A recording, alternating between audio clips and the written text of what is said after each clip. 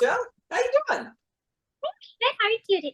How are you doing, Daniel? I'm doing all right. I'm frantically trying to figure out the Lacan conference. That is this Saturday for everyone. Saturday and Sunday Philosophy Portal. We will see how Yay. that goes. So frantically getting that ready, and Mr. Phillip is here. And so we will see how that goes. Somehow, PowerPoints are great. PowerPoints are my mortal enemy. Phillip Shinn. So there's a Lacan conference this weekend. Philip's right in front of me, I think. It's such an honor. I'm really looking forward to it. So that's going to be great. And I'm frantically trying to get that ready before I die. We will see how that goes. Rumor has Well, you know what Lacan says about death? What does Lacan say about death, Philip? It's the only thing that makes life bearable. Plus, we go through these little, he calls it the petit mal, these little deaths as we move along. And I look forward to talking about that because it's going to be a big part of my chat tomorrow. Oh, very nice. Whatever day that is. Oh, yeah, it's going to be grand. So hopefully we all survive. Mr. Lubert, it's good to see you, sir. We all have a Lacan conference on Saturday and Sunday, so we're all thinking about that and hopefully won't die. And but, death is the way to make life bearable for Lacan. So we will see, as Philip brought up. But Michelle, what have you been thinking about, Michelle? What's been going through your mind? I like your scarf. Thank you. Yeah. My sister-in-law made it for me like 10 years ago, and I love it. It's so cozy. So I was just thinking about a lot of different things, but I really like this piece that Javier wrote about maybe a week or two ago about like on being ourselves. I thought he brought up a lot of great points, some of which were questions like, can we even be what does it even mean to be ourselves? Can we even be really be ourselves? And can people really handle if we were really ourselves? And I think that what I appreciate about like religion is that it sort of just takes the upfront position that like, you don't know who you are, right? Like you don't know who you are. And let's go ahead and think about like choosing something that you can emulate or that you can inform who you are. So that's sort of like upfront. I think what happens in sort of to think about like the Deleuzian capture, what can happen is that the market tends to capture that idea of like being who you are, right? Be yourself. And so what happens is that it really doesn't address the fact that it's going to tell you how to be yourself, right? And so it's in that manner, it's not actually as genuine as admitting first, like this kind of surrender of I actually don't know who I am. I don't know how to be like myself, because I think there's a lot of confusion around like, am I really being myself? Am I really doing what I would do? And so ironically, like in the sense of kind of surrendering the self, I think about this a lot religiously, then it sort of opens up the self to be able to be who you are. Now that's going to be like there can be obviously capture in that as well, but it's almost more honest about it at least. So I do think that topic was very, very interesting that he brought up. And I really enjoyed the article, and just this other concept of like, so if we're not really being ourselves, then who are we when we're not ourselves? I thought that was a nice provocative kind of way to end the article too. But that's what I've been thinking about. And I do think too, it kind of gets into questions that like came up for you and Samuel Longcard, Daniel, in the Theory Underground live stream, which was amazing, on like, what does it mean to be human, So those are some things I was thinking about, just this idea of like, being yourself and being your true self. And I get the injunction, and I think it comes from a really good place, but it's very challenging today because it's, again, you're going to look to something for what that means to be, even if you think you're just looking to yourself. When you kind of look to yourself, you can potentially get that self-relating negativity where there's this insular kind of stuckness that you can feel. Whereas kind of looking out is what we inherently will have to do eventually. And it's tied with that dialectic with the intrinsic and the extrinsic, or the internal and the external. But yeah, again, the thing that's smuggled in with the sort of like be yourself kind of mainstream concept of that is that you can be yourself, or that you know how to be yourself. But what they're not telling you is that we will tell you how to be yourself, right? Without saying we're going to tell you to be yourself. Again, religion does that too, but it says like, we're going to tell you what that means. So I think that honesty is actually in some ways can be at least more like straightforward. So those are some things I was thinking about. No, thanks for asking, Daniel. That's fascinating. Absolutely. Your earrings are nice as well. So sweet husband and wife moment here on the internet. So and Tyler, it is wonderful to see you, sir. I hope you've been well. Clayton, good to see you, my friend. And Mr. Jochen, always a pleasure. And it is very interesting because this question of it makes me think of a few things. First off, Zizek's always like enjoy or else. it's almost like there's another form of it of be yourself or else, you know, which is kind of that same injunction to enjoy, but slightly different. There's kind of an oppression of, am I being myself? And I remember a few weeks ago, Phillip brought this up on identity being helpful or not, or does it just kind of freeze you up? There's also something, it makes me think of the tension between community and individual, right? Where there's this idea that it seems to be wrong to say that you as a person have no agency or no identity at all. But it also seems to be wrong to act like you're you're completely isolated or an autonomous individual, right?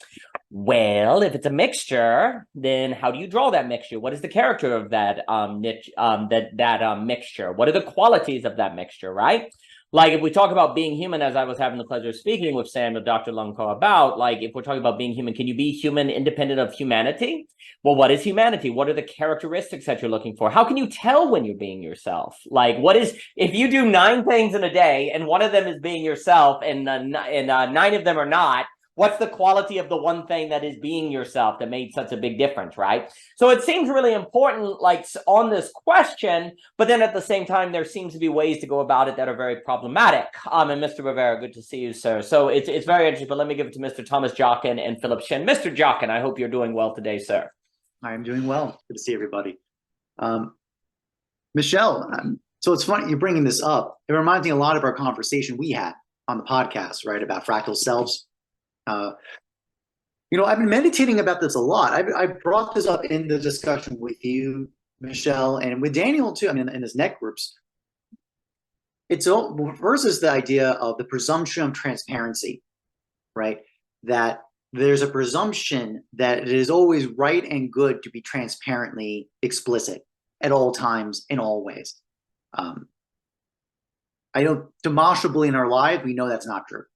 I think an interesting vector is the question of if you do not have secrets or you do not have some kind of protocol of assessment of when to disclose, you just disclose unlimitedly in all points. This is basically that, right? That be authentic in all cases, in all moments. Basically express your sexual desire for young children. Basically, like I'm not. I mean, I'm being a little hyperbolic, but not that much, to be quite honest. You know, that kind of basically discard all social mores of disgust or regulation on the self and its desires and movements for an authenticity. That seems like a runaway train, basically, of argument, right? Let alone the kind of Deleuzian capture of this kind of apparatus of desire motivating, which is the basic logic, right? Is that logic, the logic of desire and consumptionary desire in particular, is a mode that's supposed to be your authentic self. You are not by what you by not knowing yourself. You only know, maybe a better way to put it, you know yourself only by what you consume. So it's not even like you know yourself in any kind of real way. It's a consumption. And then actually, you know, you got some fun modes on that, because we can say our consumption of what images we choose to consume, right? Social media accounts, right? Basically artifices like that. But that leads me to just another note in general. I've been kind of meditating on why I've been enjoying the Plato dialogue so much. I think in particular, how much they rely on irony, allegory, subterfuge, and quite frankly, basically secrets. Secret in the sense of or mystic, right? In the sense of it's not obvious what is the intention behind the narrative or what is being presented in front of you. And in fact, if you take it at face value, at an explicit concreteness, you missed the point. You lost the plot. You just got played, kid. It actually just demonstrated you're not in the know of what's actually going on. So I just am meditating about that, because actually, it's funny. So a lot of times, especially I'm doing an in-person salon for my dialogue series, an Alkion group. I'm doing an in-person variation of it on one of the dialogues next month. I only bring it up because I'm in a very coded liberal space. And in fact, quite explicitly, I'm bringing this up because I'm meeting with the organizer of the space, the person who owns the space, and they were very explicit. We wanted to encourage non-canonical, non-Western canon norms. And it was very fascinating because I was able to point, it's funny, Plato is the definitive canonical Western text. But actually, especially early Plato, Greater Hippias, it's all God, I forgot the term. Basically, it's purposely left ambiguous. There's a purposeful movement to failure and ambiguity. So basically, there is no positive statement being made by Plato of it, like his later stuff, where he starts making statements of explicitly about what his answers are to these questions. I found that really powerful because it allowed me to, in this space where a kind of a kind of normative political movement of basically Western culture being colonialized, and we're looking for other answers of that. I was able to recontextualize Plato in this way because it was not in this explicit kind of direct one-to-one correspondence. Plato has these moments of allegory, irony, and quite frankly, secret, like kind of a mystic kind of rereading that you could potentially do with it. So I was just meditating on that. And also another note, just by the way, Daniel, your notes about obligated fun time. I'm thinking about that like in corporate culture, right? Basically like in startups and other places where they mandatory fun time. You must have fun time. So I'm thinking about that. So again, all these moments of like, there's so much of life that must be never made explicit. It has to be carried implicitly to have its positive value. I'm also thinking of the gift, for example, like the note about art making versus commodity exchange. Like the art making process it cannot be captured in the commerce interaction. Something gets significantly lost. I'll say point blankly, go to any artist fair where the emphasis is on selling the hawking your stuff. That's a very different engagement than when that's not the emphasis of the engagement. And it's typical because it's necessity of life, which then leads to my last note.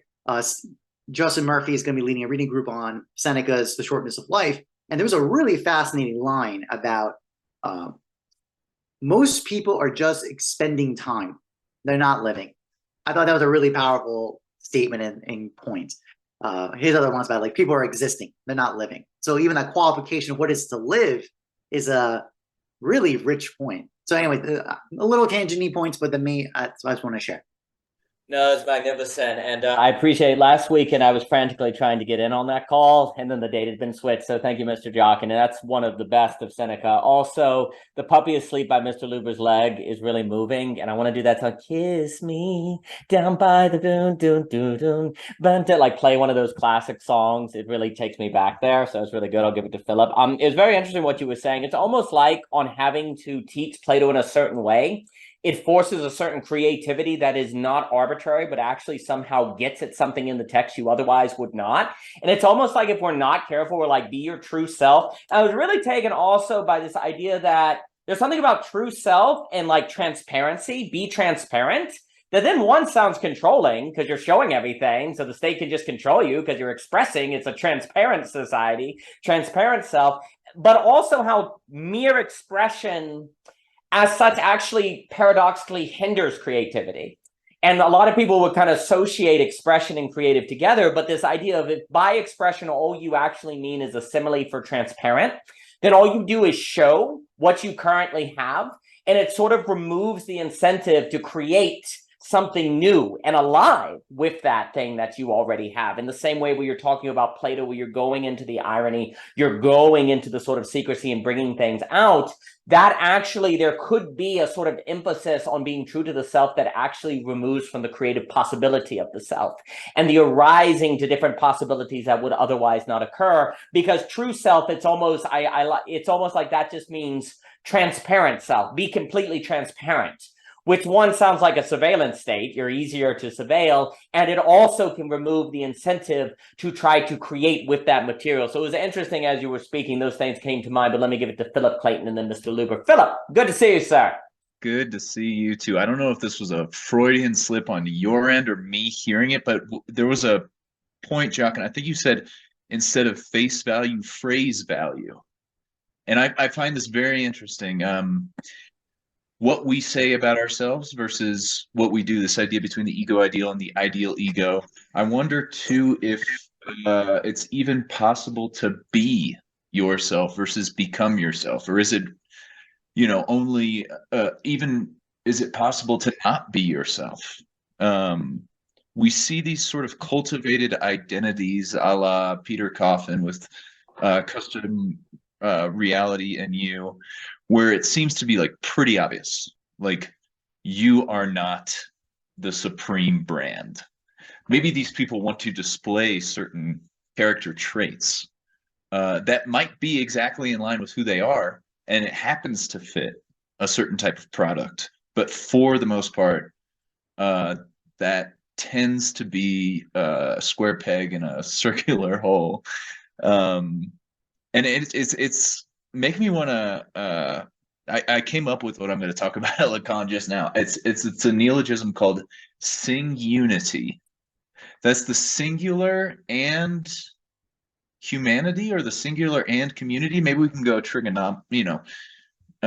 geometric with it, but both to the point where you become a singular being that has gone through the sort of particular and the universal, but also acknowledges that in order to aspire to something like that, some kind of communal ideal has to be there. Now, when those emerge, I think that's very interesting. There's also something about being yourself with like us being fundamentally split, and how someone sees is the split between the internal and the external. For some people, this might be AA logic, where they say there's self, there's other. There might be people that say the self is split just as the other is lacking, and this leads to a different way of seeing it. And I don't want to harsh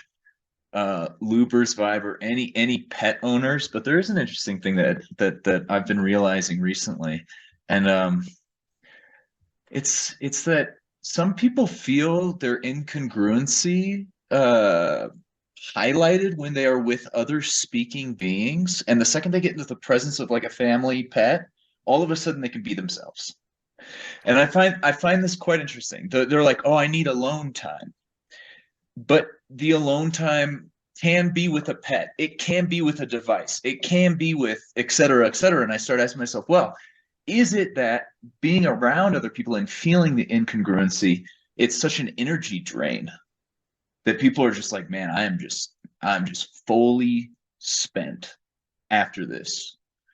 And in a weird way, instead of doing the work to go to the place where you're like, I can be in the company of others, either without like hand to mouth kind of addictive behavior, or I have to like escape through doing a little bit of work on myself. Maybe I can learn that in this community is where I find my singularity, so that each time I run up against something that makes me want to flee, I have just enough energy to be like, let me analyze instead, or something like that. That's all I got. Michelle will tell you that whenever I need alone time, I just go out and stand in the field with the cows. And actually, if I'm really, the other week we were talking about Horseboy, and I wanted to talk about Equus by Peter Schaefer. And actually, I'm out there riding a cow with my shirt off, and it's Muas. So that's going to be the sequel to Equus, riding the cow, cowboy. And I'm really at myself. I think it does speak that when people see they need alone time, what they mean is to recover psychic energy or something like that.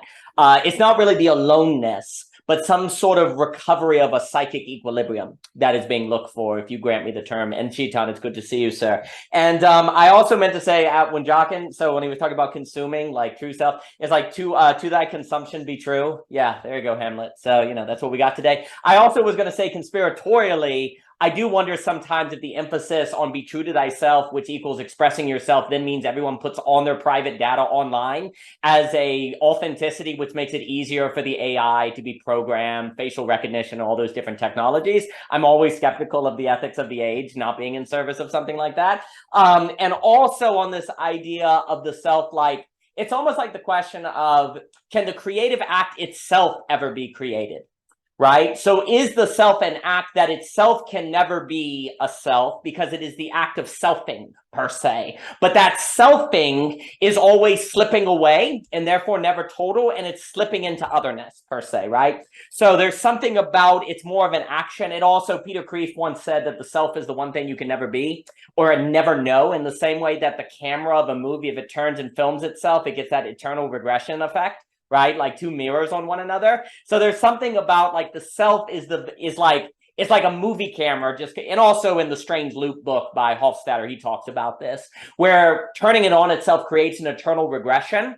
And so that would actually, if that's true, then we really do need to think about the self more so as this creative act, which makes me think of the language conversation I had with Clayton recently, and focusing on description in the creative act as opposed to self as creation versus self as correspondence or coherence, which actually then brings to mind language, which would be appropriate for Lacan because the subject and language are deeply tied together. But with that, let me pass it on to Mr. Clayton. Mr. Clayton, it is good to see you, sir. I hope you're doing well.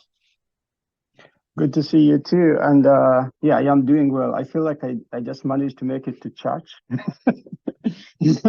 So this feels great. So yeah, speaking about the self, it reminds me of that thing I wrote about the village of the Mies.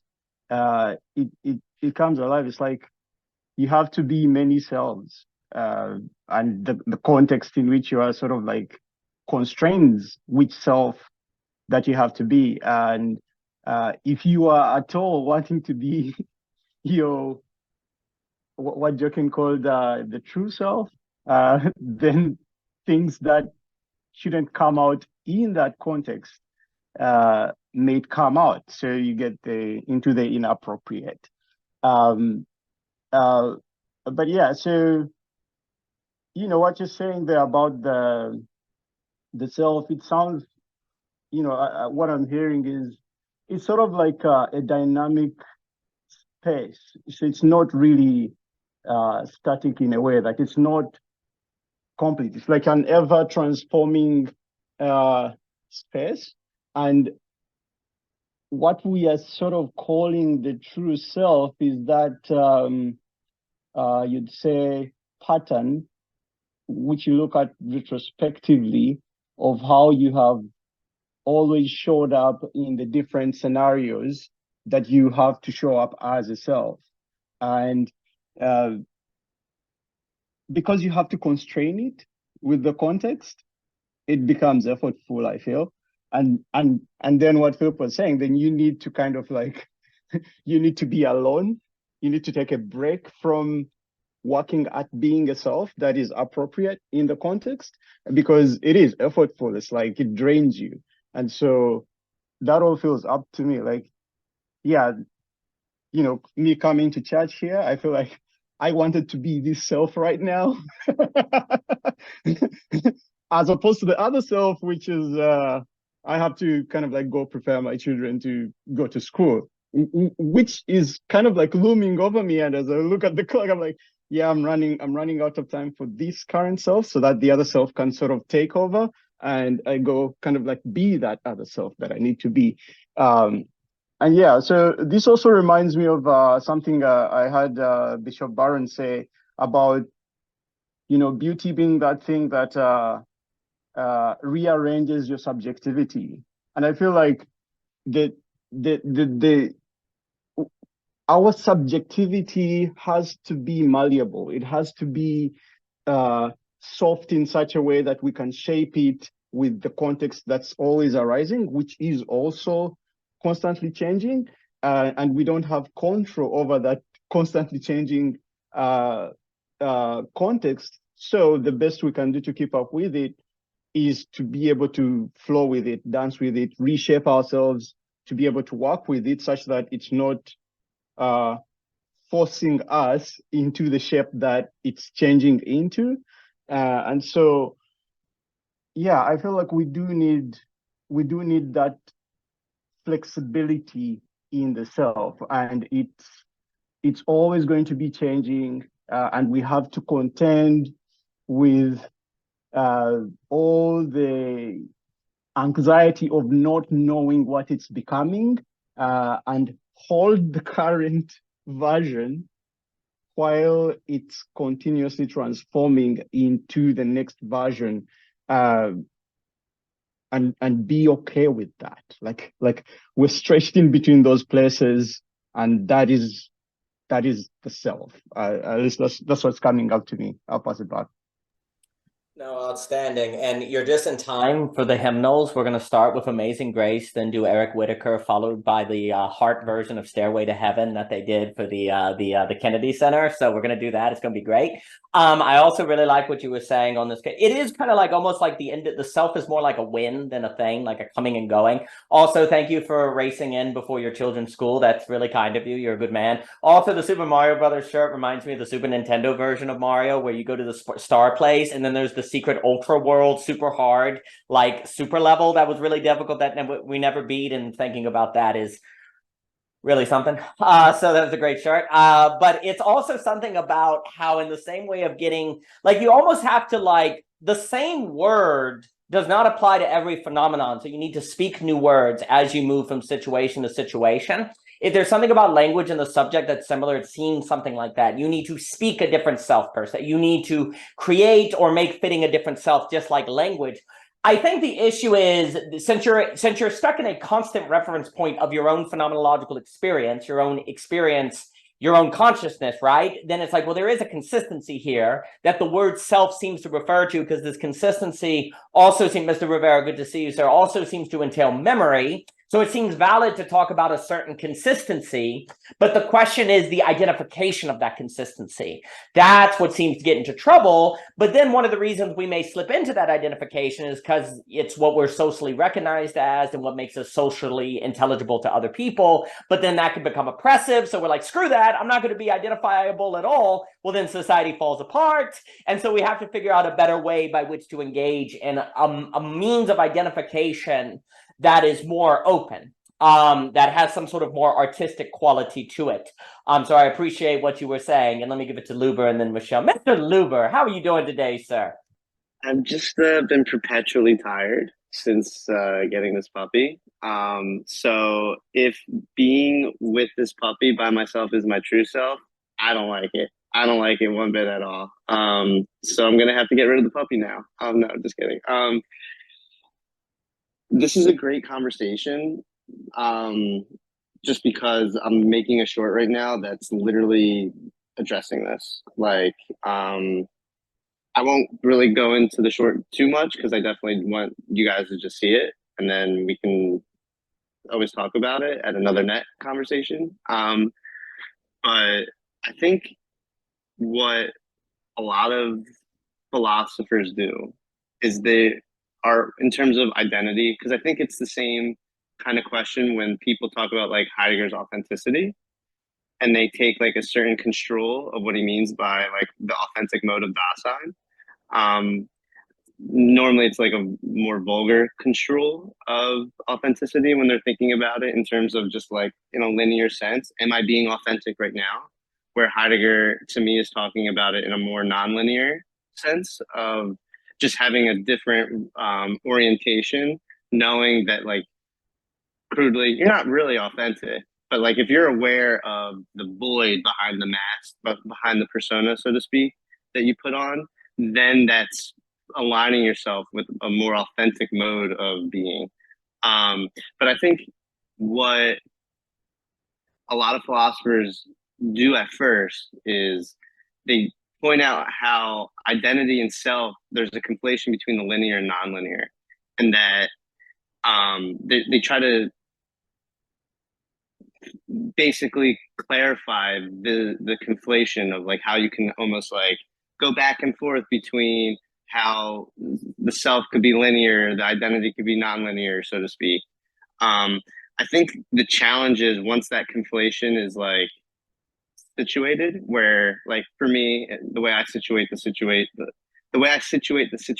here is that the identity is just the moment of the self. And in that sense, the self is this non-linear mode that the conflation arises when you try to take that non-linear mode of self and you apply it to a linear thing. Like you say, I just acted, and I jumped in front of the bullet and I saved her life and I caught the bullet, and I didn't even think, I just did. That was really being myself in that moment. That's like a classic conflation of like you taking something that's temporally not like just one moment and ascribing this non moment type thing in that moment. So I think we need to like almost as humans need to like take a step back and like slow down for a second and say like a true self isn't something that you can say, because anytime you use language in a very explicit sense or just pretty much in all senses, it becomes very linear. It becomes myopic immediately. It closes you in on a certain particular context, where the self exceeds all particular context. It exceeds what context you're addressing, and it addresses contexts that happened prior to you and contexts that will eventually may come. So I think thinking about identity in terms of this is how I behaved based off of how I identify myself in the situation is like the most appropriate way of linearly thinking about if you're being yourself or not. And I when I say being yourself, I mean just how you are perceiving this certain situation in that moment, and not ascribing an absolute, because the only way to ascribe an absolute in my mind isn't from you. It's always from the other. Like I can tell, like my grandmother just passed. I can tell you what kind of person she is because I've had an entire my own life experience with her, and then she died. And then that's it. There's no more to come. I can measure everything based off of my memory of her in a certain sense. So I think only the other person can tell you who yourself is. But the only person that can tell you how you identify a situation is you. And that's the linear aspect. So like the absolute sense, the absolute feature in this problem here is something that you can't talk about. Only the other can talk about. But the other, ironically, can't talk about how you are identifying things in that moment. Only you can do that. So I just wanted to say, I mean, everything everyone's saying is great. I don't disagree with anything. It just made me think about that dynamic between the linear and nonlinear in terms of identification and self, and like just making a distinction between the self and identification.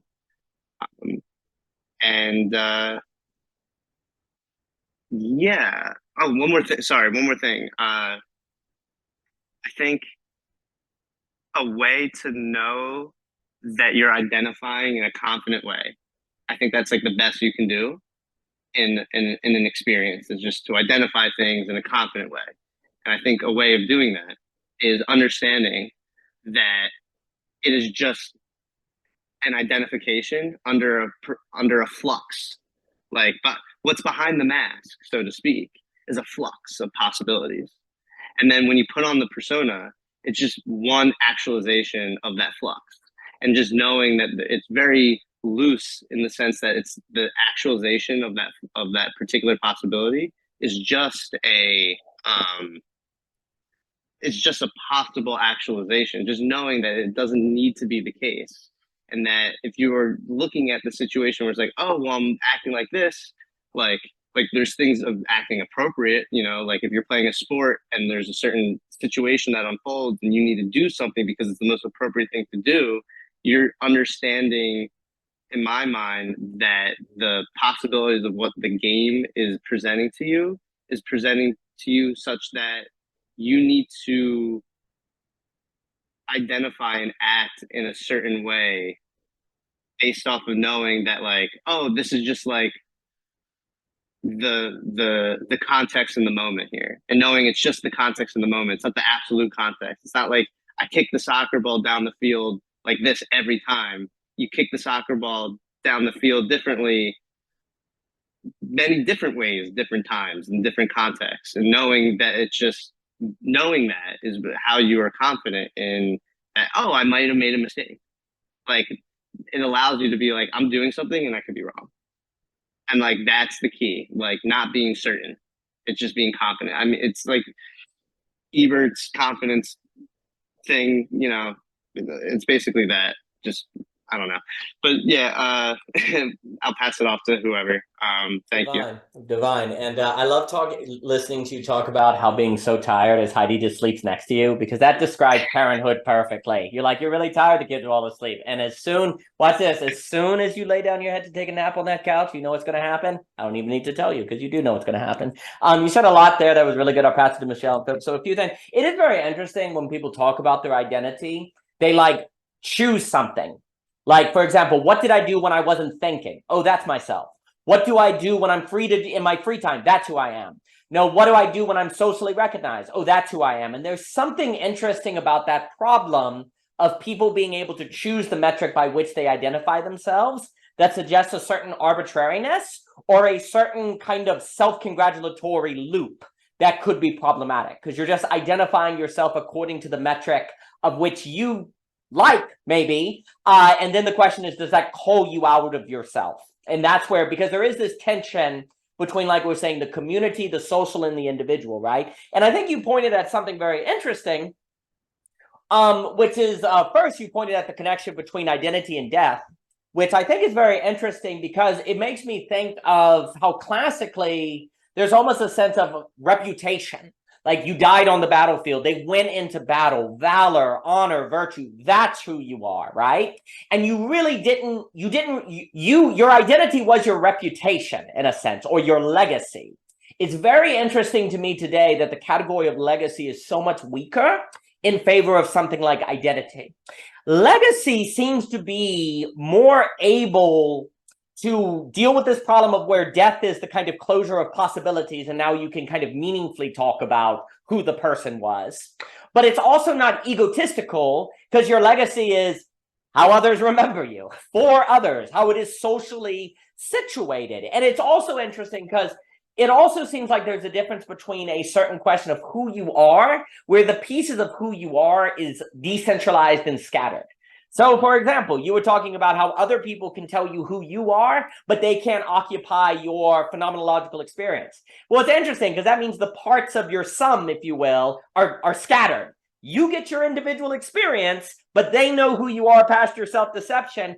Oh, and that's all socially framed by the horizon in which you're at. And it's almost like where we thrive, that seems to be getting at how to deal with this problem of an individual and a collective without one being too powerful over the other. It's some sort of decentralization of the parts across all these different fields. And it's almost like that was easier to think when you had and then I'll give it to Michelle, Phillip, and Mr. Jockin. It's almost that like that's become much harder to think when we don't have categories like legacy or generations or things that you pass on, or, well, it also becomes difficult if your legacy is your job and your career, right? That then feels like you're being smothered. And so people then respond to that with their individual identity that could unfortunately play into a logic of an individuation that atomizes and splits things apart. So it made me think of the problem of legacy. And don't worry, Mr. Luber, no matter how much you pet Heidi, Heidi won't wake up till you're trying to nap. Don't worry about it. Let me pass it to Michelle, Phillip, and then Mr. Jockin. So Michelle, please. Yeah, that was all really good. And it is making me think about what Thomas Jockin and I spoke about. And, I do think there can be problematic dimensions to the idea of like some true self, right? But I do think at the same time that there seems to, this is why I like what you said, Daniel, on the decentralization, because it makes me think like something that we brought up in our talk, Thomas and I brought up like the diamond, where the diamond, like when you have the light go through the diamond, right? Like the fractal or a crystal, the fractalization of the light becomes all the multiplicity of colors, right? So there's something about being able to say that, well, there's actually all this, there's this multiplicity there, but there's this unity that is the light itself. And the diamond is where the crystal is what sort of demonstrates this unity, but also multiplicity at the same time, versus if there's no light, right, then you take a diamond and the only way you're kind of getting difference is if you like either cut it, or if it pretends to be like a ruby or a sapphire or an emerald, right? Where it's like itself then tries to change colors or change what it is, right? So I think that's, for me, I think there can be some confusions where we don't think about like the decentralization, where it's like the light, you need the light and the gem or the crystal to understand the sort of multifaceted nature that is actually still unified in something that isn't just you, it's also the light that then, again, sort of penetrates to display. And I think legacy, like that's a really fundamental and huge point that you said, Daniel, about the legacy. And to me, it makes me think of clans and how there's a multiplicity and unity there as well, right? Here's your clan name, here's your name, your family name. There's so many different people, right? There's cousins and aunts and there's uncles and there's all these different people. So I do wonder if in like less of the emphasis and the impetus being on generating other human beings and, procreation, where there can be sort of a very much a confusion on this, where we do start to sort of just get this hyper individualistic, you're yourself, you are you. And I know I like personally encountered this a lot with becoming a mother, and then people being like, you're not yourself anymore. And sort of being like, for me, I was fine. I felt fine in myself. But what made me feel very existentially unstable sometimes is when people would sort of almost like have their concerns, and for me, I'm like, well, for me, of course, I'm not the same person I was. I'm literally in a totally different role now. I'm older. I'm have these responsibilities that I didn't have. And somehow I feel like we have this sort of like, instead of having infants, we want to just be the infants, this infantile sort of desire to sort of just be the same kind of little person you are throughout everything, throughout like your college years, your younger years, and sort of being like, yeah, I can just be that person. Like, no, you won't. Like, you will be asked to change. You will be asked to mature. You will be asked to let go of things. You will be asked to take on different things. And what's weird though is that same sort of like infantile identity also though wants to be able to be an emerald and a ruby and instead of just being that back to the core crystal, that is this sort of one thing that again through the light penetrating it displays that multiplicity. So I just wanted to say that, like, I think there is something very, I feel like I've been through some of the waves of that now, so it's easier to like not I don't think about it as much, but I used to think about it a lot because also like I'm an identical twin sister. I have an identical twin sister. So for me, being myself was being us.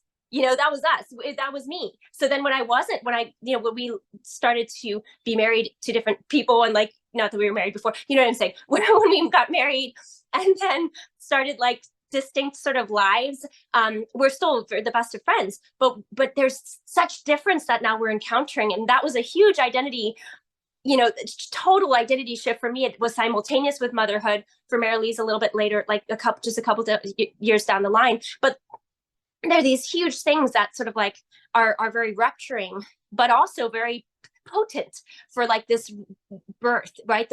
This, like they say, that the birth of the child is the birth of the mother. But there's something about this idea of like, yes, there is this flux.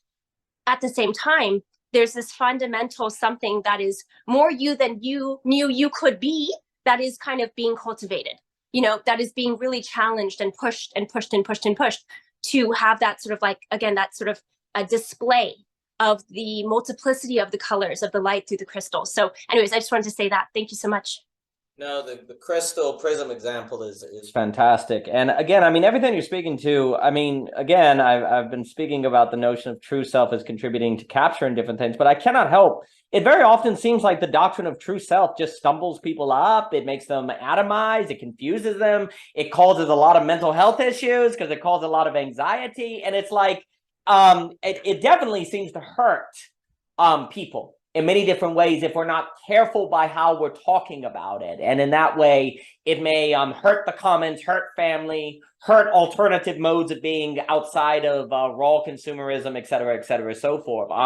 It does seem to have it seems to be a stumbling block for people. The prisms example is far better. And as you were speaking, I was also just thinking almost like generational self with the AL, kind of generational, both as a creative self, but also generation, like through the generations. Generation is communal, family. So there's something about the self that you need to generate. What are you generating for the generations, and how are you generating that self?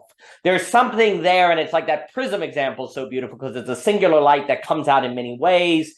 These seem to be getting at more of what's going on. I mean, again, it's where Deleuze is coming in trying to say, how do we avoid capture by being imperceptible, own line of flight? There's something there. But the issue is how to do the own line of flight in a manner that does not make us unintelligible to other people, because that's the giant risk. Like, if you're imperceptible, then you're at risk of being unintelligible. Now, Deleuze by imperceptible does not mean you're bizarre, like you're a weirdo, but it's really there's a really big question on how to be imperceptible while still being intelligible. But if you're intelligible, doesn't that mean the AI can capture you? Because you can see this is the tension. So the precise way to go about this imperceptibility seems incredibly precise, and it requires a certain detailed analysis, because I think what Deleuze is saying is correct. And something like the generational thinking seems to be important. And then obviously absolute knowing and all in Lacan and different things. But I was just thinking generational, maybe the AL in parentheses to have this generation and creative double meaning. I'm not sure, but let me pass it to Phillip, Mr. Jockin, and then Chetan. Phillip.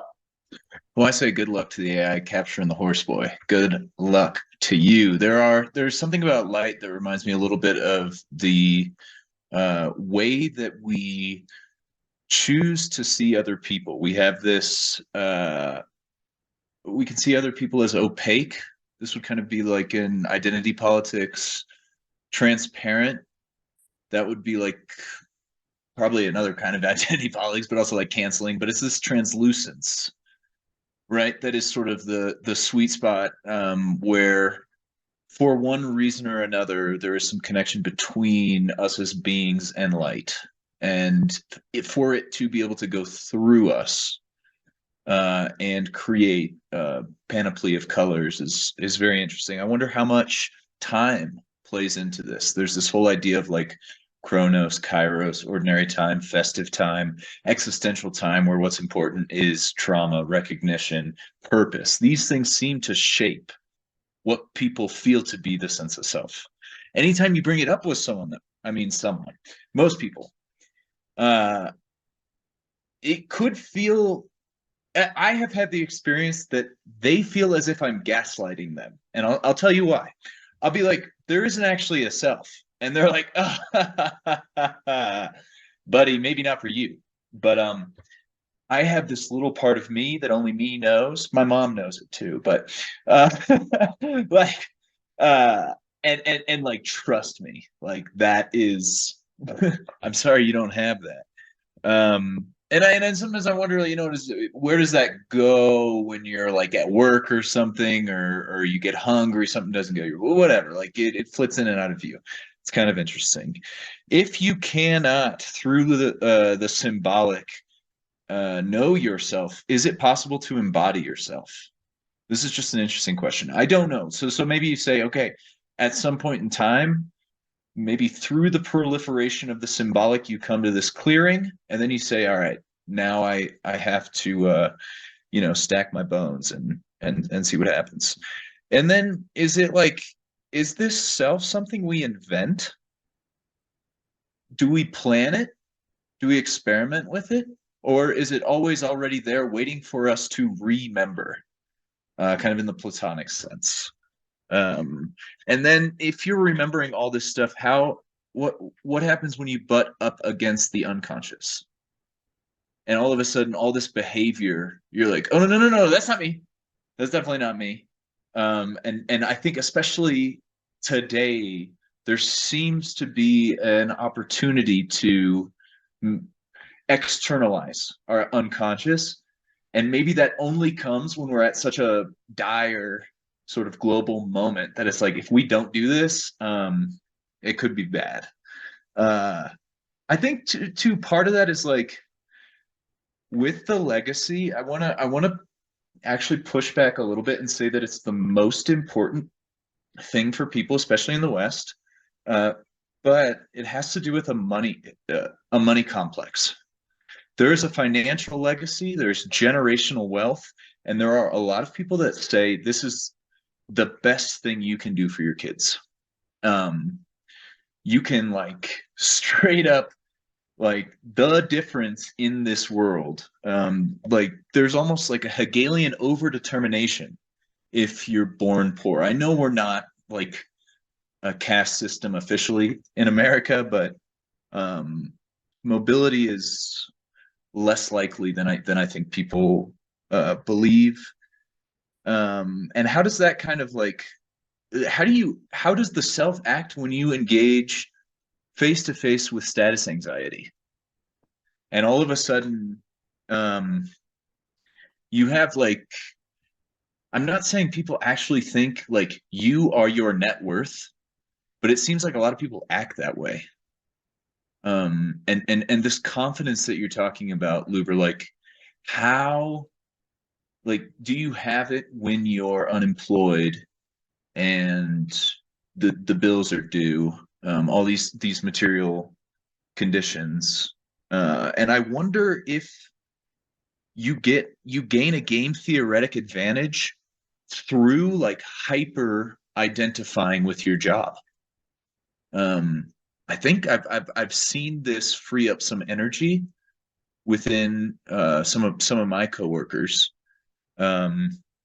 that if they're like, no, I'm thinking about nothing else, like this is who I am, and that is you engage in a series of trade-offs. You might get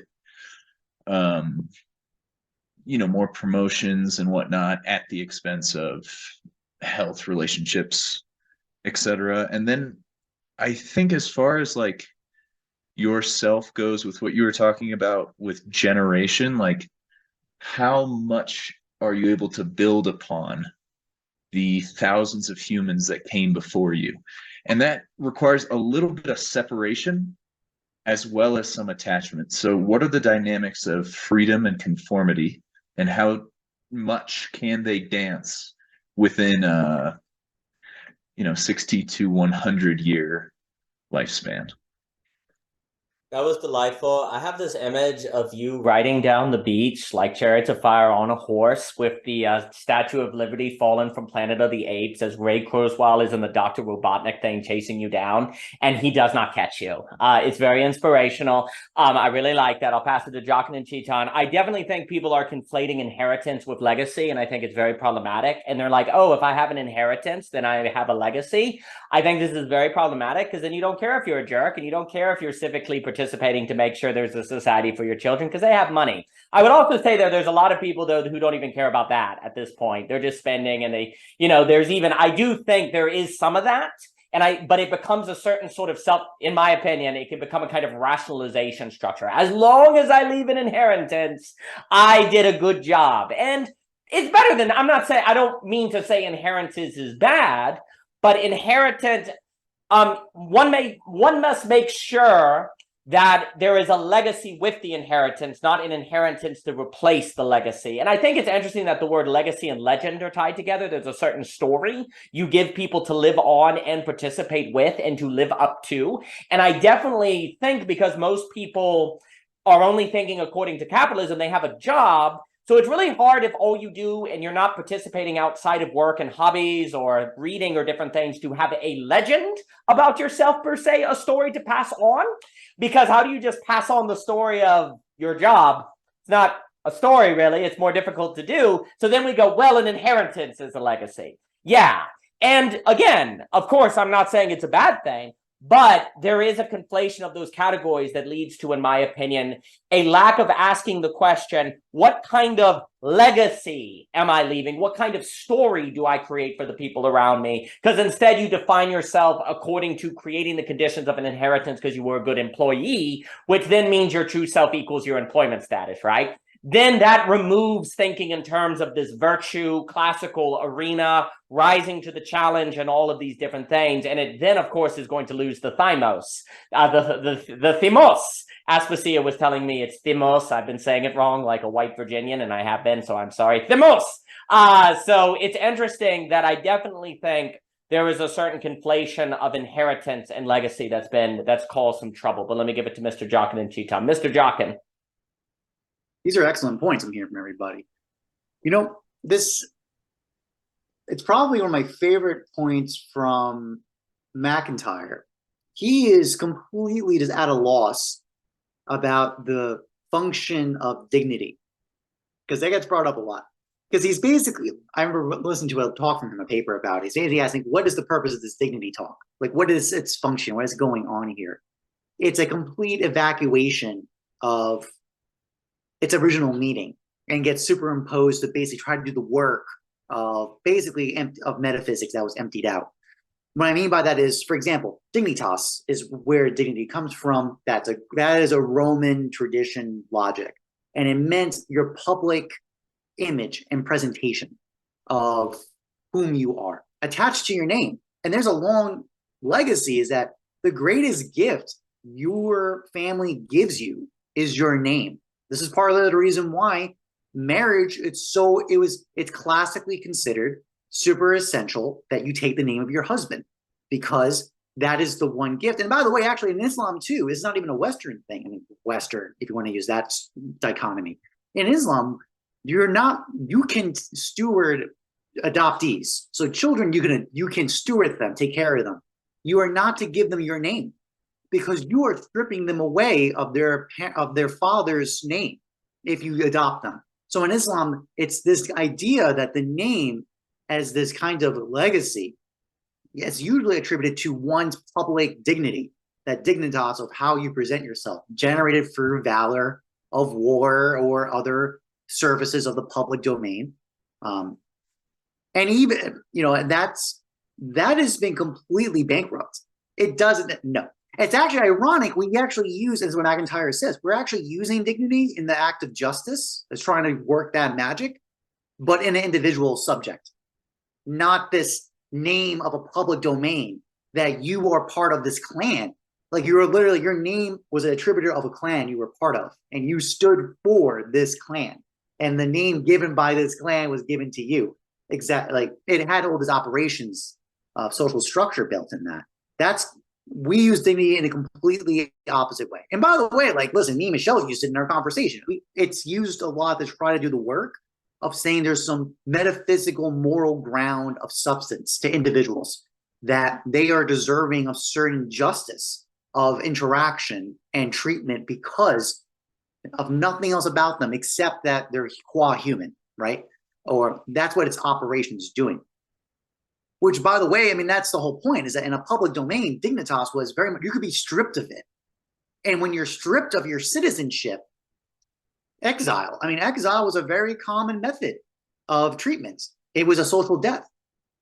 It was done, it's done with that, very much in that intention. And your privileges given to you of your dignitas was stripped away. It was not a guarantee of this like insurance. So see, like we're like using this in such completely opposite modes of how it was originally coming from. Aquinas does use dignitas and modify it for the project of Christianity to try to make the arguments it does. So it's not like, I'm not saying it hasn't been transformed and moved over time. Just the classical origin of that term versus how it's used today, we're so wildly apart. And I think there's actually some very important, the most important thing I want to emphasize about this is to switch from a clan name, of a name that gets carried over time in legend, right, to thus the individual. Because in Aristotle, it's an open question in Aristotle's ethics, Nicomachean ethics, where he asks, so happiness, this whole project, we're trying to talk about here, it doesn't seem right to stop the question when the man dies himself. If he had a happy life, but his children were destroyed in chaos and complete vice and disaster because of his actions or things that he did not do in foresight to protect his children or his house, his home, or his clan, that seemed to be a wild misappropriation. He is not happy. It's not answered in the text. He says, no, enough of this. This is too much of a complication to deal with what we're actually trying to talk about here. But nevertheless, Aristotle does point out that question of a man's happiness is not just a simple question of himself alone, let alone just the other arguments you can make that the virtues are social by nature. They are not individuated. You must be in a community of others to have justice, let alone create wisdom, or even have knowledge in the first place. But I'm just kind of painting the picture to show that there's some real tension here and when we're using these terms and the concepts, because they're like not syncing up. Because even the wealth question, which is obviously that's a later invention, that's when the mercantile class basically gained ascendancy of a social value versus nobility class. But even then, you could that could be reconciled by magnificence and magnanimity, for example, right? Those qualities of virtue, which are just again wildly not in the equation. I wonder about that because we hear statements like very incredibly wealthy people giving away all their wealth to charities. I mean, sure, that's fine, but it doesn't. How best to put this? It really doesn't hit the note of what Aristotle's trying to do with that. It's just too much of an abstractional move to really satisfy that question. But I do want to point out, like, by the way, United States, we have a very particular phenomenon with this wealth. I think what Philip's saying about wealth and our job interactions are completely accurate. I've said this before many times. Show me yours. I wrote in the chat. Tell me your zip code. I'll tell you your destiny. I'm going to tell you who you marry. I'm going to tell you your health conditions. I'm going to tell you what jobs you're most likely doing.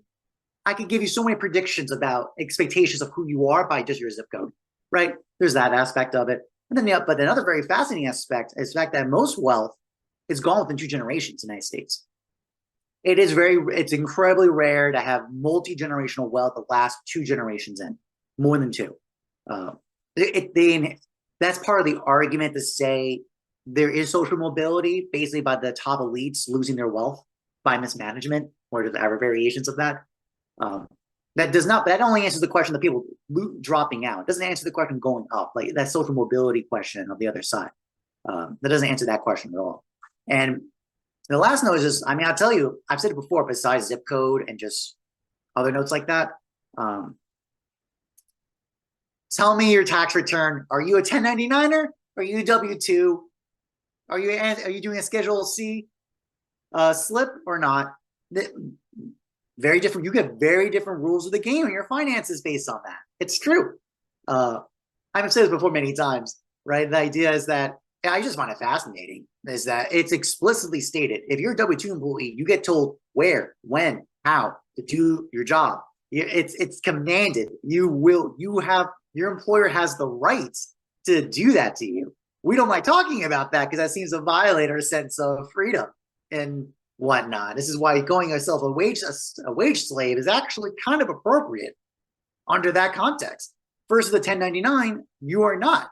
Your only obligation is to fulfill a contract, which you set the terms of, that you get to tell where, when, how, and whatnot. So absolutely, like all these dynamics of social status are there with very clear expectations, and dynamics are different.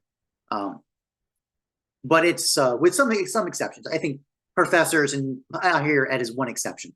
We are W-2 technically, but the behaviors and norms of it are so wildly not W-2.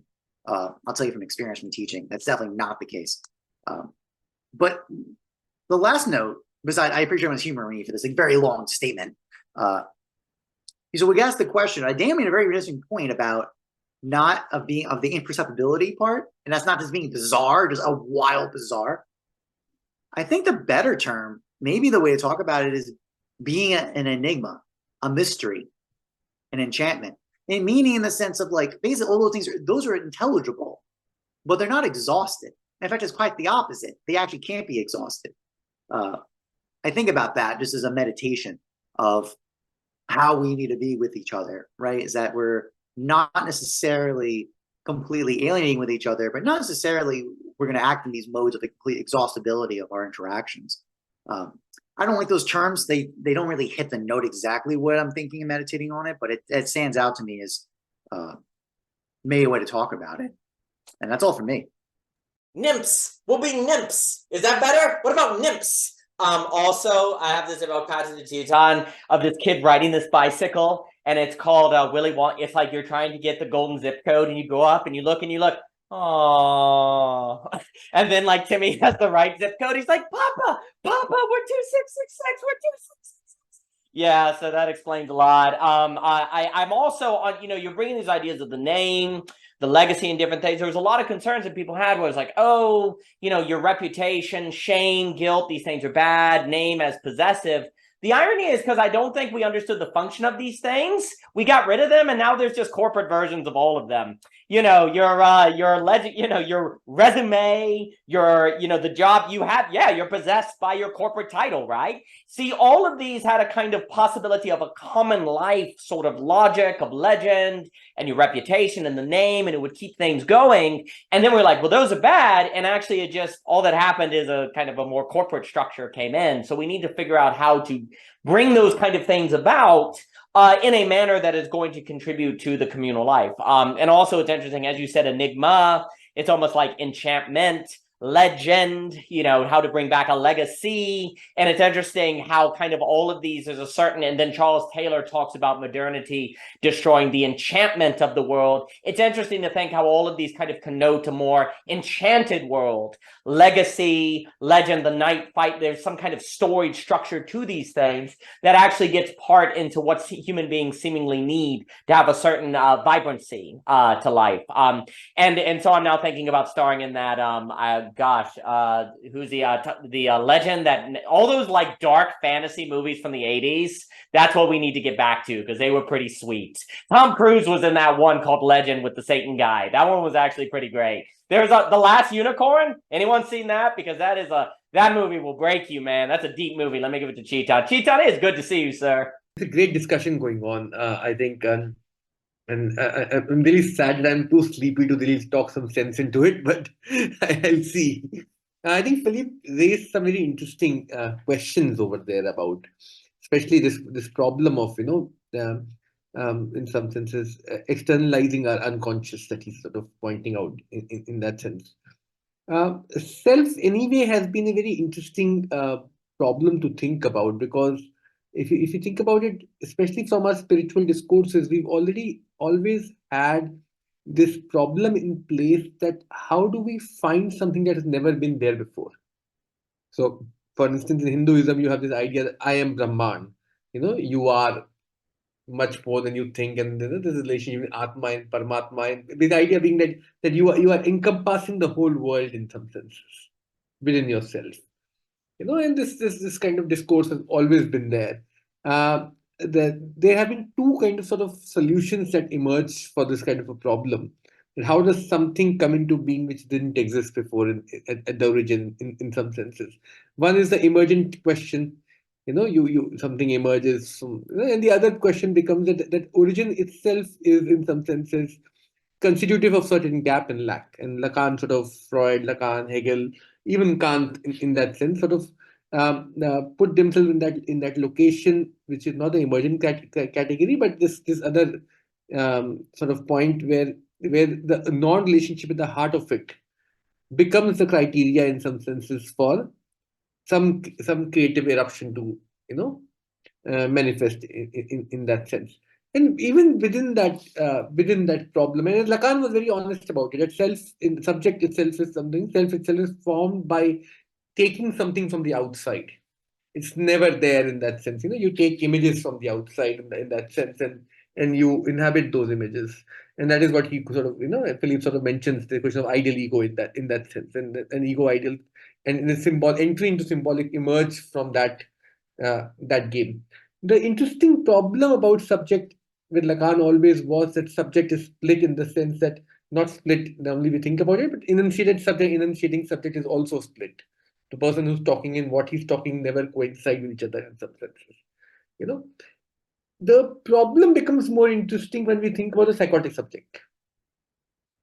When we enter into a problem, what I think Philip was raising, that in certain cases subject doesn't emerge at all. The split itself never completely manifests in that sense. The enunciated subject never happens. The unconscious remains externalized, which is the case of psychosis. You never inhabit language. It's always language who uses you. You don't use language in that sense. And subject in some sense in Lacan only emerges when we are able to use language to some degree. Till the point language is only using us, we don't feel subjectively born in that sense. And today we know that there are certain structural relationships where this becomes the dominant condition.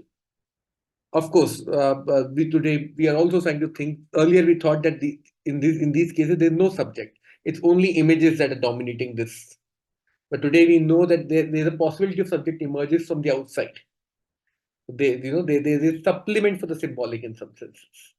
That kind of discussion has started, and with AI coming in, this externalization of unconscious coming in, we can start thinking about subjectivity itself moving outside of us in some senses, even with neurotic subjects, and the question of self radically turning something on its head, because till I think for a long time neurotic subject was already presupposed in social formations. Social formations happened with repression, as guilt as being the primary, repression being the primary criteria from which we thought about subjectivity, because we thought that unconscious exists inside us at all points of time. And today the subject itself is taking a turn over there, where even neurotic subjects would have to inhabit it from the outside to varying degrees. We would have to learn to copy things. We would have to learn certain techniques that psychotics have perfected. How do we think through this whole I think traverses of self in that sense that exist and in what ways does self manifest itself in today's times? Would we have to, I think accept at some point, or maybe give ground to something like that there is already within our discussion and discourse of self, when we discuss something like self, which is different from subject, that's not completely overlap them in together.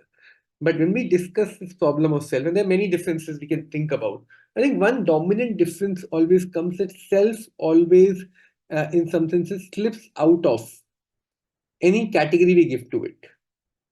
Self always, in some senses, encompasses more than it should. Self always has a spiritual connotation. Self always has this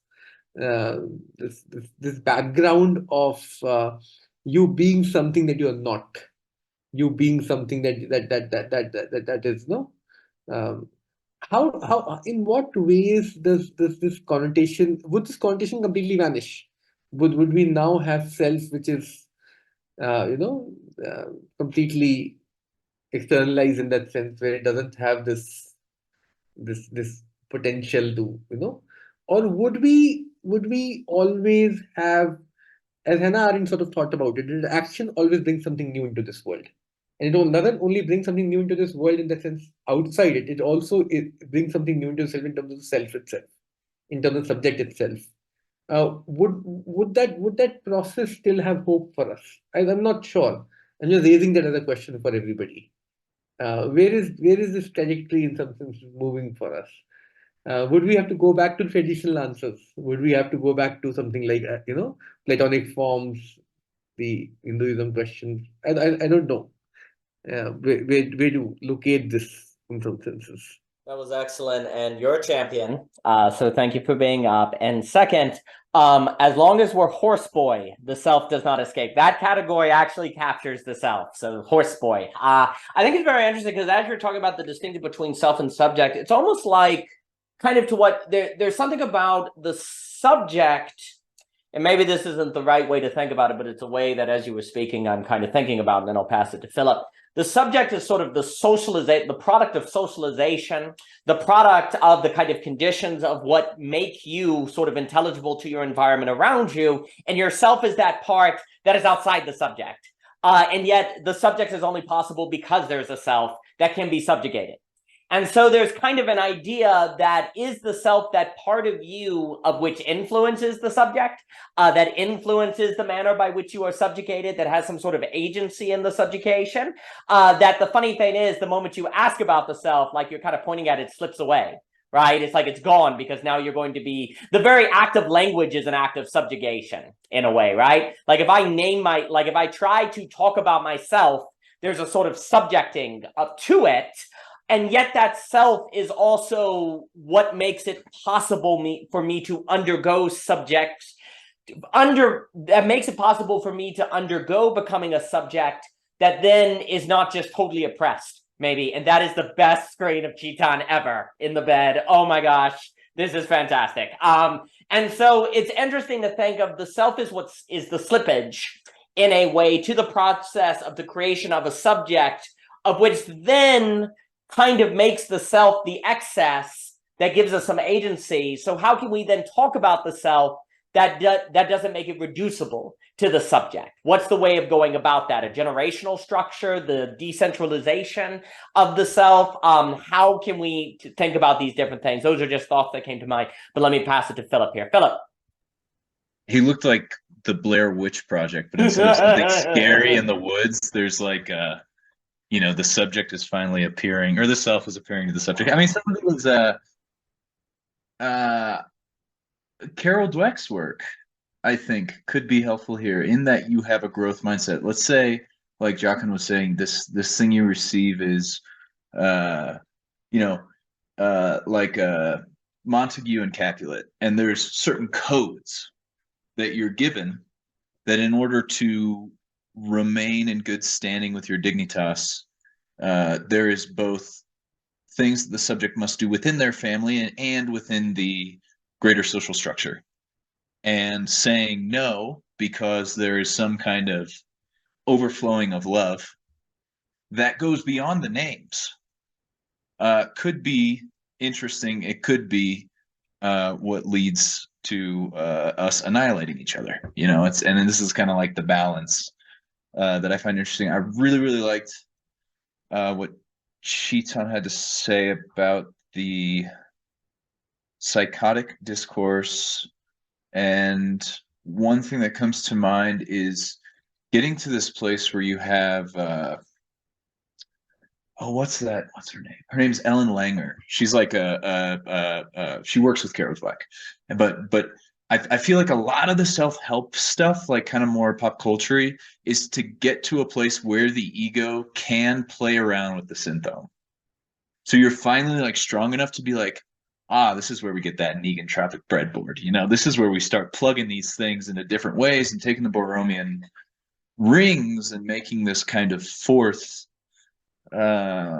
layer that makes you feel as if you are creating, hopefully, a story that other people will tell. And there's something interesting about a foreclosure of the name of the father that can, yes, lead to paranoia, schizophrenia, melancholia, etc.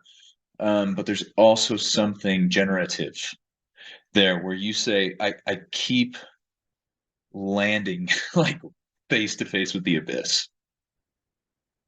How can I create something that, like Luber was saying, like, I'm constantly aware of the mask and the abyss, and there's that space right in between where it's like this. And then that becomes, I think, something that you need a lot of time and energy to figure out.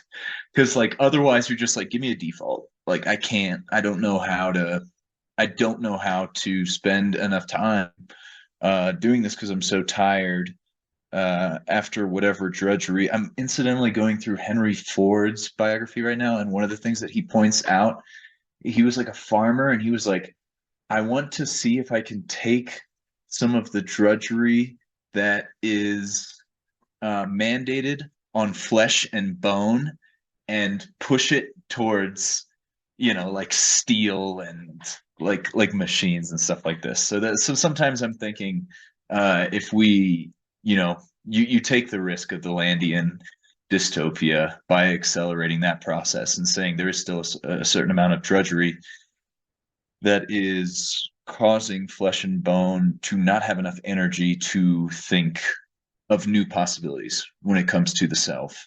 And we're going to rip certain governors off and see what happens. Yeah. Every time I hear the term negentropic breadboard, it makes me very happy. And also, whoever out there has the bingo card that has negentropic breadboard on it and they had no hope, there was no hope, we're there for you. Just listen to this. You'll be set. I'll pass it to Tyler and Chetan. Yeah, and it's interesting as well, like is kind of being said on the idea of subject, because it's like there's this idea of being given an inheritance, a story, which can be subjugating, it's subjecting you, but it's almost like there's a difference between, the self needs a story and subject, like it's like a classroom subject topic that's kind of professional and you're subjugated. So the self is kind of crushed into a subject versus a communal structure that makes the passing down of a story. So where the individual today is constituted by a self and story versus a self and subject, which seems to be what we have more so today. So I'm now thinking about that. And it is interesting too, because the word inheritance also is heritage. Like, what is the heritage? And one of the greatest gifts I would say that parents can give their kids is a story. Not an oppression, though, like a story that they can choose to participate in or not. And that would be an example where the self is offered a story to be an operational, because it's almost like, I guess, if you're a self without any form of subjugation, then you become individualistic, and that's problematic. But then if it's a subject without any self, you're oppressed, right? And so there's some sort of structure of how to have both, and it's almost like it's best when it's self and story or something. Now, again, I'm thinking about subject in a, not necessarily a technical way or different thing, but it's interesting if subject has some sort of social structure to it. Is there a difference between self and subject versus self and story? That would get us into legend. I meant to also say with legend, that makes me think of theme, Luber, theme, legend, theme. So let me give it to Tyler and Chetan. Tyler, it is good to see you, sir. Good to see all of you guys. I've just been driving across the state, and it's just been great listening to everybody. I don't really have much to say. I just wanted to pop in and say hi. I'll just tell you all who you guys are. You're just awesome. So you can leave this knowing that your true selves is awesome in the eyes of Tyler. Also, I just pulled over here to so that it wouldn't be loud as I was driving, but let me see if I can flip my camera around. It's beautiful out here. Show you guys. This is close to just south of Missoula, Montana. Anyways, the only thing too that I wanted to throw in just to ask a question of you, Daniel, is oops. Let me switch back.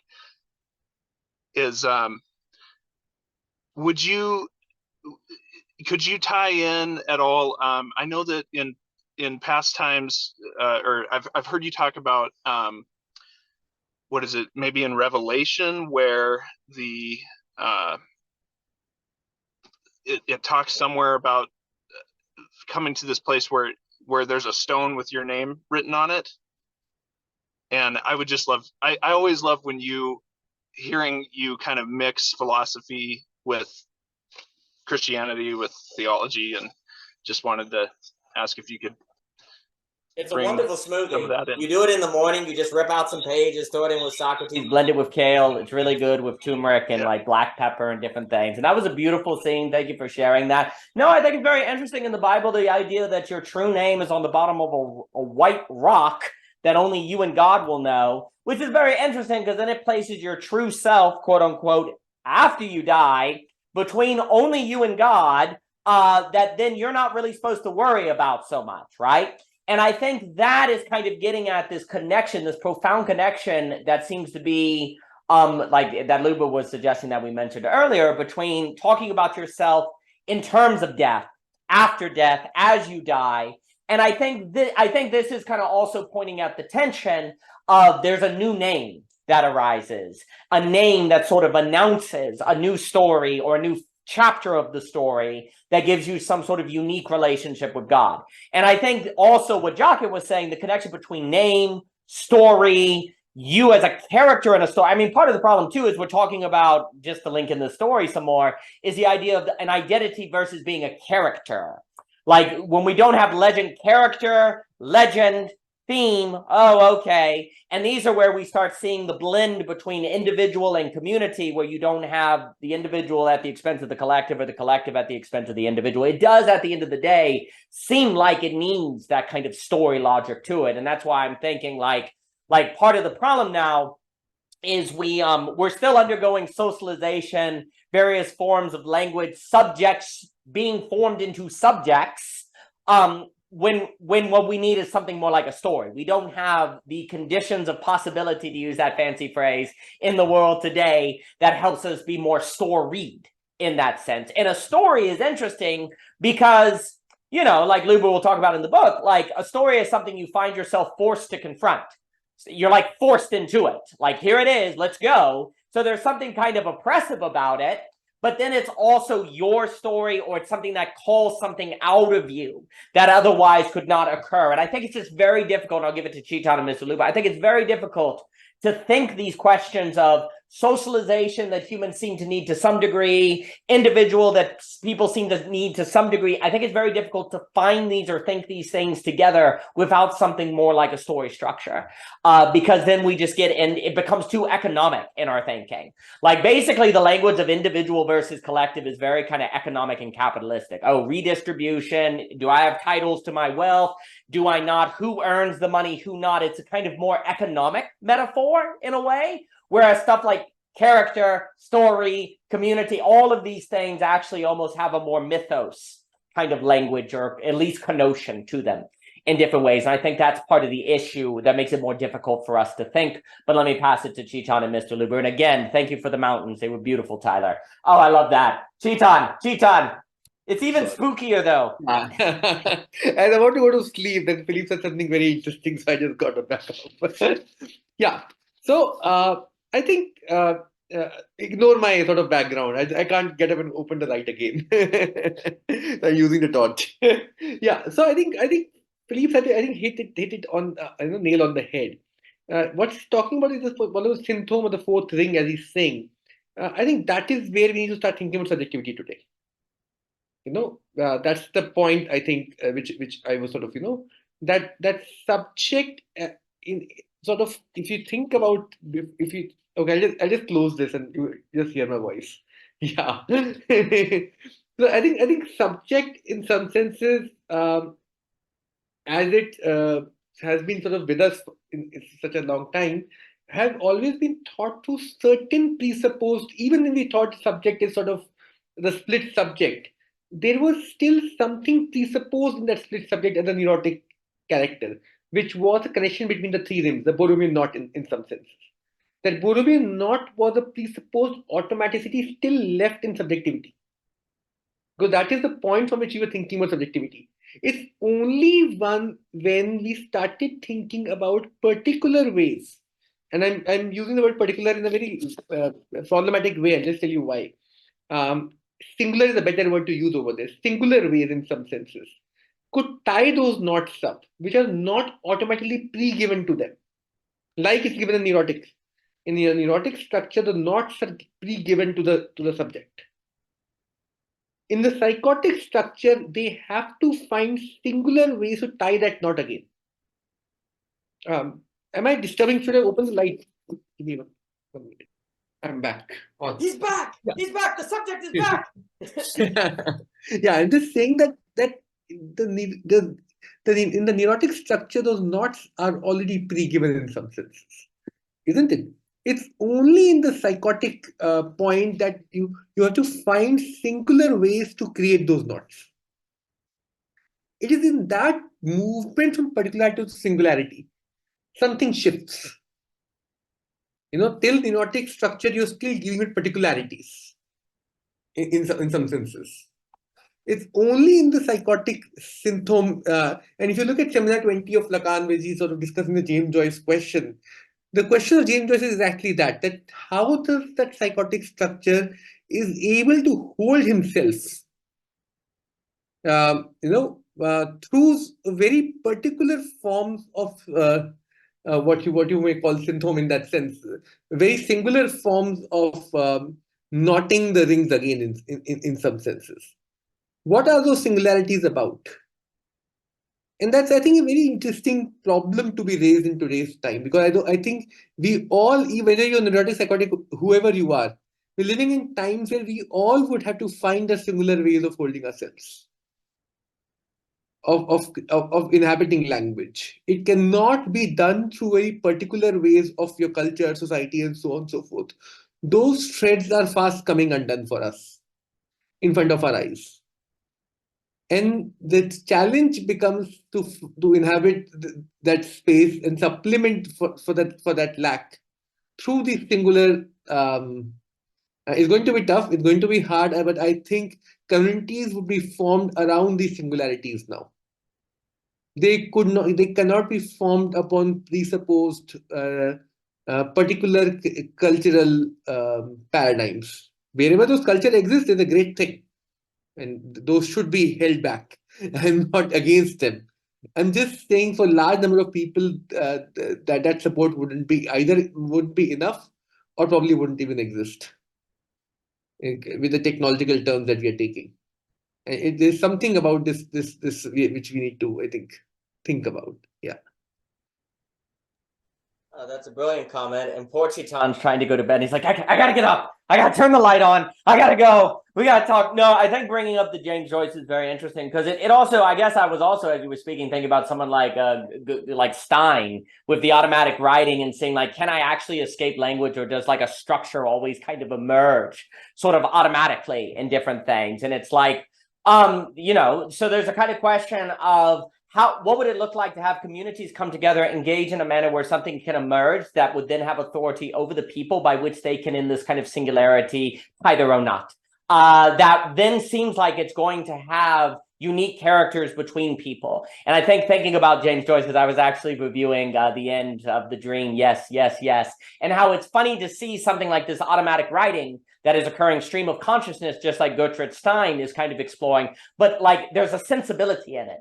What is the character of this sensibility that sort of arises in this sort of active, not pre-planned, not based on any sort of preset idea that is sort of there? And what would it look like to have a community? I guess I'm almost thinking with this, like a community engaged in a stream of consciousness, or people in a stream of consciousness that has the capacity to recognize the sensibility that arises, and then in a sense tying themselves according to that. What does that look like? How does that operate? And how does that not lead to something like madness? Because it's not mad. That's the thing. We look at someone like James Joyce and go, this is like great art, right? So there's some artful way to do this. My mind went to as you were speaking, but let me pass it to Mr. Luber. And Chetan, you are again a saint. Mr. Luber, please. This is really good stuff. I'm sick that I had to hop off the call for like 10 minutes to take a work call. I miss Chetan's initial comments, which I'll never be okay with. So I think what a story allows is it allows the characters to make mistakes. It allows for you, like when you think of a subject without, like a subject in an unfolding, to me is a character in a story. If you're just thinking of subject and you make a mistake as like, this is me, and then I do something wrong, it like completely undermines your entire existence, which is not possible when you're thinking about yourself as in an unfolding. Because when you think of yourself in an unfolding, you just say, that mistake was part of it. It's actually part of the process. It's part of my becoming. So you kind of embrace the mistakes, and it's just to like really put what I'm saying into context here. Like our world today is so far away from that, where we only want, like when I think of politics, I think a reason why I don't like politics in today's age is because people have to act mistake proof. They have to act perfect, or otherwise they're not going to get the vote, or I'm going to hate you, kind of thing. And I think it's very hard to judge a mistake as it being okay, as it being part of a becoming. And I think I think it's something that you always have to, strive for, is figuring out how to judge a mistake appropriately, how to not get too emotional, and to, again, keep thinking, for me at least, thinking about this, the non-linear dimension of your subjectivity. If you keep thinking about the non-linear dimension of your subjectivity, then it's very easy to look at a mistake and be okay with it and see it as part of a becoming. So like just something like Phillip said, being broke, paying for your bills, how can you be confident in that? I've been there. I could tell you really, really, I'm out here in LA. I'm not from Los Angeles. I moved out to LA broke just to be a storyteller. And I'm okay with that because it's like, fuck, I gotta figure out how to make money to pay this bill here. And that's okay that I have to figure it out. And even at times, like, have to dip into my savings just to pay for bills. And it's like, oh my God, am I making a huge mistake? Like, am I just fucking myself right now just because of some desire that I want? And it's like, it's not just a desire that I want. I have to recognize my situation. I think of myself as becoming a storyteller. And in doing it, I'm always becoming a storyteller. So in that sense, I'm doing the things that allow me to stay on the path of becoming a storyteller. And in that sense, it's okay that I'm doing certain things that can be perceived as a mistake. Because in actuality, they're not mistakes in the unfolding. They're necessary things to happen in order for me to be on the path of becoming a storyteller. So like, another way for me to look at it, like instead of saying nonlinear, just think in terms of becoming. It's like I'm trying to be the perfect dad, dog owner, whatever you want to call it. Obviously, so much different than a human. Can't even imagine that type of responsibility. Like I'm up at night, like constantly helicoptering this dog, and it's like not good. It's like I cannot be up this dog's ass. Otherwise, he's gonna have like anxiety attachment when I'm gone. And I have to be okay with him biting furniture or peeing in the house and doing things that are against the training that I've been doing with this dog, which is a separate conversation. But training a dog and how there's so much in the moment, very interesting from a philosophical perspective, because dogs, from at least my perspective now, from like just having a little bit of exposure with this puppy, they think from nose, eyes, ears, where humans are literally the opposite.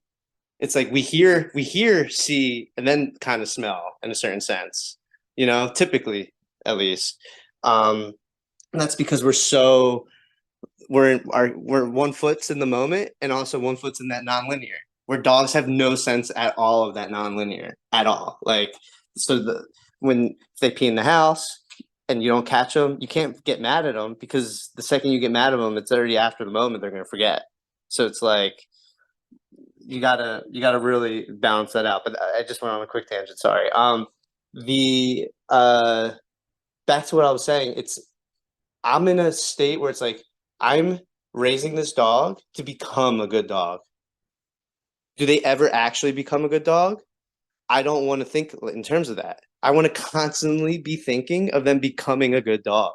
So in that sense, they could almost do, this is where I feel like I could push back on myself, where it's like they could almost do anything. And it's part of them becoming a good dog, as long as it's like striving to becoming good. But yeah, I mean, that's basically the gist. I really do think, though, that when you think about story, it's a colloquial way of putting the nonlinear dimension in your face. And the problem with non-philosophically oriented people is that they really don't have a grasp on the nonlinear.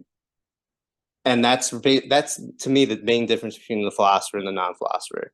It's just the philosopher is deeply intimate in the nonlinear, and the other isn't.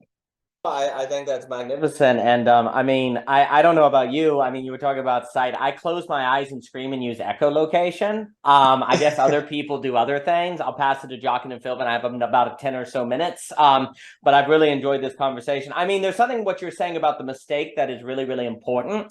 I think part of the issue is if there is indeed something about community today that needs this kind of unfolding, this kind of stream of consciousness, Stein, you know, that's going to have a bunch of mistakes. Also, it should be noted the stream of consciousness has a certain non-linearity to it. Like, I don't know what this means. Oh, I know what this means. Oh, now I know what that thing is I read back there. This working through all time at the same time. You really can change the past. You can't change the facticity of the past, but you can change the meaning. I like this emphasis of the philosopher on non-linearity. You only know the meaning of the story at the end. This kind of working through seems to be the conditions in which the self is best thought. I also think it's important, like you talk about going out to Hollywood and taking a risk in your savings. I think I prefer the phrase even like the risk self versus the true self, because I think it's difficult to have a self without risk. I think part of the issue is when you talk about the true self, it's almost like you already have the truth. You just need to express it. Whereas the risk self, it's almost like you have to go under the truth. Or the truth is something you have to prove worthy of or something like that. And there's something about risk that seems necessary for stories. So those go together. I think the problem is that there's something about the risk self that's going to have mistake. And there's something about community, quote unquote, today that's going to have to formulate like a stream of consciousness that realizes its meaning, or story that finds its theme. There's going to be mistakes. Then the ability to forgive is a really freaking big deal. And we have no idea how to do that outside religion at this point. And we're even bad at it in religion, dang it. This is where, like with the sunflower, and we were talking about that before, this is where the modern world, in my opinion, is in massive trouble, because we don't have a good doctrine on the difference between forgiving and permitting evil. And so people are like, well, I'm not going to forgive that mistake because they hurt me and it was a mistake. And what are the grounds of it? The problem of forgiveness is big. And if all of this rides on some sort of ability to work through mistake, which seems inevitable, then we better get really good at thinking that problem, which is a big one. Let me give it to Mr. Jockin and then Phillip. Mr. Jockin, please. Yeah, I mean, Danny, you just took some of the points I was going to say right out of my mouth. Andrew, that statement, narrative allows a subject the basically permission and freedom to make a mistake and not be self-destroyed. Outstanding. I think that's such a powerful, and as Daniel said, instantly one of the apparatuses of religion is to give you that. It is actually to give you that apparatus of a narrative structure of forgiveness, as Daniel said, and reconciliation, by the way. I think that's incredibly essential, because guess what happens? You don't have that. You just spiral into basically shame, effectively. The shame basically mechanism kicks in, and then obliteration occurs. Ostracism and obliteration. I think it's a really powerful point. And Daniel, again, swiping all my points. You know, in Seneca, he makes a statement, right? You acknowledge, Daniel, that the factness of the past is undisputed. It's necessary. It's necessity itself. However, I mean, Seneca basically said, he just says that point blank. It's like, it's a necessity. You got to deal with it and move on. But what you said, Daniel, and I think about this from Guido from music theory, the last note makes the composition. You can completely retroactively change the entire context for a string of events through a note that's added in at any point. And then that makes me think, and actually I basically have these notes for the Seneca reading group on Saturday with Justin's group. The past is constantly having to be retold. It's constantly having to be retold. That's actually one that I think my biggest challenge or critique of Seneca is that he basically claims that philosophy is the best because it's the only actual way of living. Everything else is just spending time in different modes and ways. And the problem is, it kind of makes some of the Phaedrus discussion I taught from my lecture class for the summer. The problem is those are dead speeches. It's dead texts you're dealing with. There's not a living word. So you need, quite frankly, a poet to tell you the history, to retell you the epic, to retell you the context of it.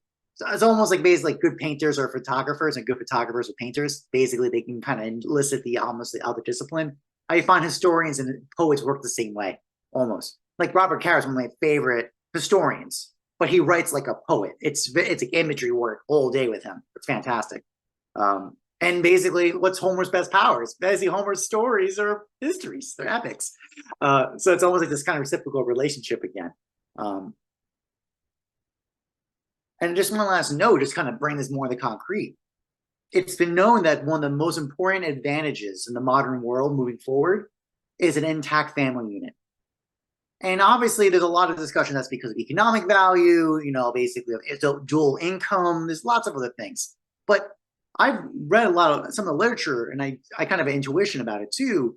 I think part of it is just having a collective narrative of an intact family unit with intact norms and givens that are retold through, that you have a family history and you have a context. And I think actually more importantly, when there's stressors in the family, I think that's the most important. These mechanisms don't matter that much when things are copacetic, but when there's stressors, health crisis, financial crisis, errors, mistakes, your son gets drunk in DWIs and kills someone, massive crisis. It's just eruptions of disaster. That your family structure units are, those are the moments that you tend to need, that you need those structures. And in fact, what I would know is that when we have these crises, when you don't have family units, especially when you get older, right? When you lose those family connections, when you lose the kind of social structures of school or other mechanisms that give you social context, especially for men, incredibly high rate of suicide, very high risk of suicide, alcoholism, other behaviors and habits that are going to self-destroy. And I think probably a major part of it, beyond this economic imperatives, I think actually a very important part is this narrative structure built in to family units. I mean, because how many times, I don't know anybody else, but when the family gets together, there's always a retelling of stories. Always. It's almost like the necessity of the like one of the premise of the interaction, besides like the particulars, like getting food, making a meal together, a family holiday or whatever, is one of the operations is the retelling of the family narrative. This event occurred, this thing occurred. There's always this retelling. I just know this also from just my friends. What's one of my operations to do with my friends I've known for 30 years? We're going to retell some stories. It's absolutely guaranteed. And in fact, Aristotle talks about it. Basically, the reason you post friends of virtue is the recollection of greatness, basically, of yourself and of your friends, and recollecting that. So this retelling of the narratives are absolutely essential for us to keep our shit together, basically. I just think, so Andrew, I think your notes are absolutely accurate. And I think, regardless of the question, is there a self? Let's put it this way. I think it's more important to ask the question, what persists under stressors that would annihilate you? And obviously, the most extreme annihilation is when you self-choose to self-exit, quite frankly, let alone either actively or passively through alcoholism, drug use, etc. I think that actually that's a very poignant question. And I think this operation of narrative is probably one of those infrastructures that protect us. And I think it's a very live point. So Andrew, I really appreciate that. And yeah, I'm tempted to try to slip into the Seneca discussion before the presentation on Lacan on Saturday, which will come down to the question of if I think there are no typos, edits, or if I get it all done Friday night, or if Saturday morning I'm going, oh my gosh. So we'll see. Time will tell. I just blew everyone's ears out. Let me pass it to Philip. I think it makes me think of what you're saying. On Dwelling and Ivan Illich, on the idea that the home is now just an apartment. It's not a place people dwell in. It's where they go before work. And so the house, the place people live, is more like an apartment. It's not like a place of dwelling, which would suggest the creation of story. I actually think Mr. Illich's point applies to the family as well, unfortunately. The family has now just become shared procreation. Oh, we share procreation because people, like, the family is what you do at a certain point in your professional career that you have, so there's future employees. And as a result, people are not doing the work of creating legacy and story, because you have to, like, we can tell you as parents, you have to create traditions. They don't just happen. You have to create things for your kids. Like, you have to be a creator for the story and also tell them the past. You were bringing that point that's so good. Like, you have to tell them about their grandparents. You have to tell them about their history. Well, if people aren't doing that, then this utterly necessary function of the family in providing narrative structure, I 100% agree with that, goes away. Like, people have to actively participate in that. When they say, hey, it's a holiday.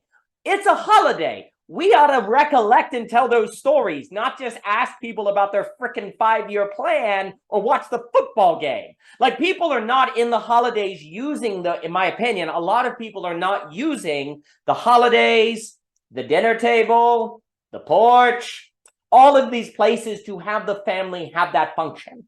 And they're not doing things with the family to create the conditions of storytelling. So it just becomes the process by which people create future employees. in the same way that the house is an apartment, you know, between jobs in different things. And so again, it's just the corrosion of these things where dwelling is, as the house has lost dwelling for Ivan Illich. I think, just to your point, there's something about the family as this necessary narrative structure is not there. And then there can't be legacy, but everyone's like, but it's okay because we're passing down an inheritance. Well, like you say, after 2 generations, it's gone. It's gone. Like the South Packer, it's gone. So like but let me give it to Mr. Phillip Shinn, and then I fear I'll have to close it out. Mr. Shinn. I think maybe instead of looking for typos, you should go out and listen, look, and smell the birds in the air. You know, like that'll all work out. One of the messages he sent to Lucilius was something like, if you want to escape the things that are harassing you, do not try to change the place you are in, but rather the person you are. Like something like this, I think ties into what we're talking about as far as the things that are harassing us about ourselves remain because we don't risk imperceptibility to ourselves.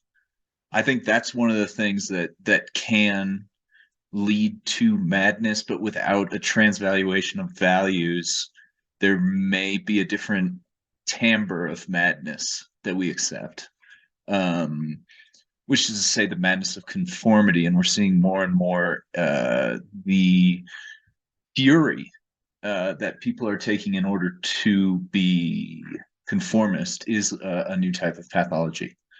And in a way, I think that's like really pretty decent fertilizer for the soil to be like, all right, what was it you said? What about politics because it sucks? Like a part of me is like, it's great because it sucks so much that it's like at this point where it's just like this can't keep going unless you get that 2008 on repeat. You get that, you know, that fun thing. But I think it's the ability to you know, balance that dance.